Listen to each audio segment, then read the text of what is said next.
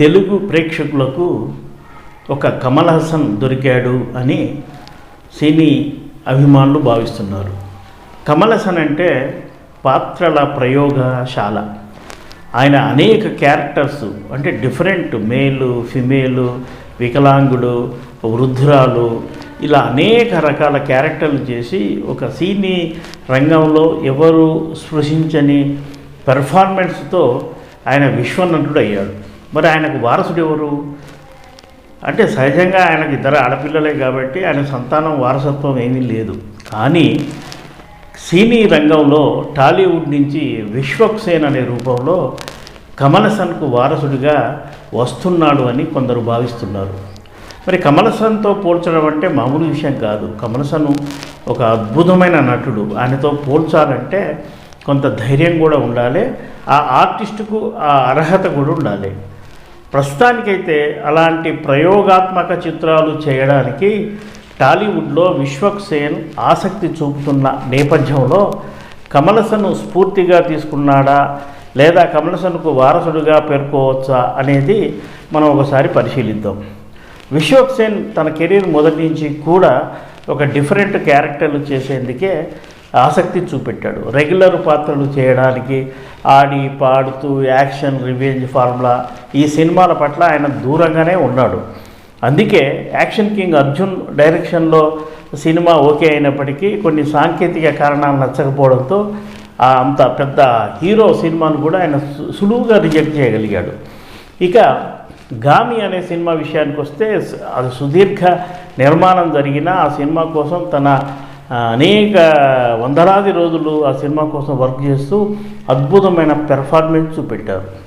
తాజా విషయానికి వస్తే తాజాగా విశ్వక్సేను ఒక పూర్తి స్థాయి ఫిమేల్ క్యారెక్టర్ చేస్తున్నట్టుగా మనకు తెలిసింది. ఈ సినిమా పేరు లైలా. ఇటీవలే ఆ సినిమా షూటింగ్ కూడా ప్రారంభమైంది.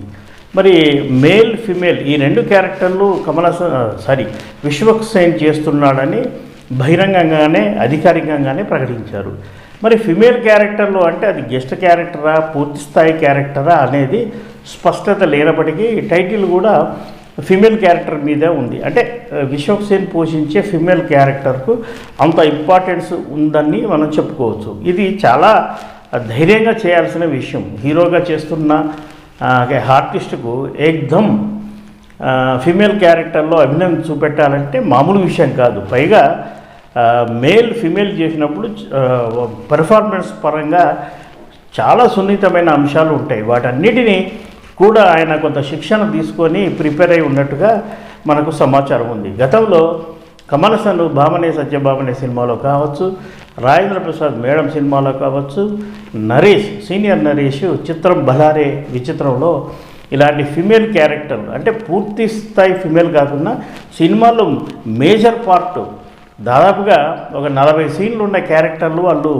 చేసి మెప్పించారు. ఈ తరానికి ఈ పైన పేర్కొన్న కమల్ హాసన్, రాజేంద్ర ప్రసాద్, నరేష్ సినిమాలే కొంత ఇన్స్పిరేషన్గా నిలుస్తాయి. మరి విశ్వక్సేన్ తీసుకున్న ఈ నిర్ణయాన్ని మన తెలుగు ప్రేక్షకులందరూ ఆహ్వానించి ఆశీర్వదిస్తేనే భవిష్యత్తులో యువతరం ఆర్టిస్టులు ఇలాంటి ఒక విభిన్నమైన క్యారెక్టర్లు చేయడానికి ముందుకు వస్తారు. ఇక కమల్ హాసన్తో మనం పోల్చినప్పుడు కమల్ హాసన్ లాగే విశ్వక్సేన్ కూడా దర్శకత్వ విభాగంలో చాలా ఆసక్తి ఉంది. ఇప్పటికే ఆయన డైరెక్టర్గా కూడా తానేంటో ప్రూవ్ చేసుకున్నాడు. ఈ విధంగా మన తెలుగు వాళ్ళకు కూడా ఒక కమల్ హాసన్ ఉన్నాడు అని మనం గర్వంగా చెప్పుకునే పెర్ఫార్మెన్సు విశ్వక్సేన్ నుంచి వస్తే సినీ అభిమానులందరూ ఎంతో సంతోషిస్తారు.